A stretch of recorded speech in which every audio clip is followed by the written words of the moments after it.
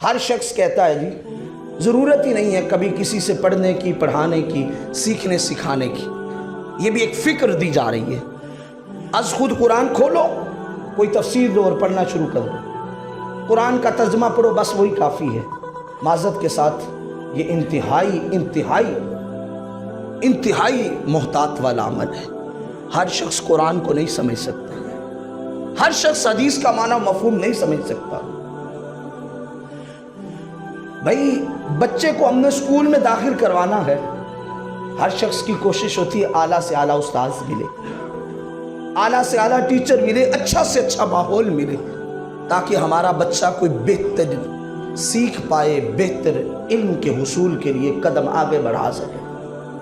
تو جب وہاں کے لیے ہمیں ایک اچھے ٹیوٹر کی ضرورت ہے تو پھر رب کا قرآن سمجھنے کے لیے کسی ٹیوٹر کی ضرورت نہیں، کسی ٹیچر کی ضرورت نہیں، کسی استاذ کی ضرورت نہیں.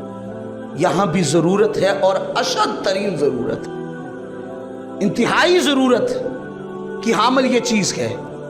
لہٰذا یہاں بھی کسی ایسے شیخ، ایسے استاذ، ایسے عالم کے ساتھ وابستگی اختیار کی جائے جو اس سے حقیقی آگہی آپ کو دے سکے.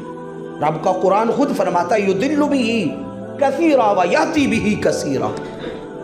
کتنے ایسے لوگ ہیں یہ جو قرآن پڑھ کے ہدایت پا گئے، اور کتنے ایسے لوگ ہیں جو گمراہ ہو گئے. کیا اس کا مطلب ہے قرآن گمراہی دیتا ہے؟ الامان والحفیظ. رب کا قرآن تو گمراہی نہیں دیتا. فرق کیا ہے؟ میرے سمجھنے میں فرق آ جائے. مجھے جس کے متعلق آگہی نہیں ہے میں وہ معنی سمجھ لوں تو یہ تو معاملہ ایسا ہے کہ زیر و زبر سے بربادی کے دھانے تک لے جاتا.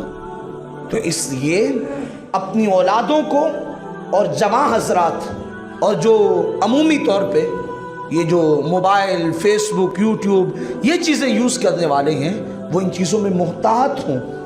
دین اس جگہ سے لیں جہاں سے آپ کو تسلی ہو کہ یہ بندہ جب بھی بات کرتا ہے لوگوں کو جوڑنے والی بات کرتا ہے، لوگوں کو توڑنے والی بات نہیں کرتا، لوگوں میں انتشار پھیلانے والی بات نہیں کرتا.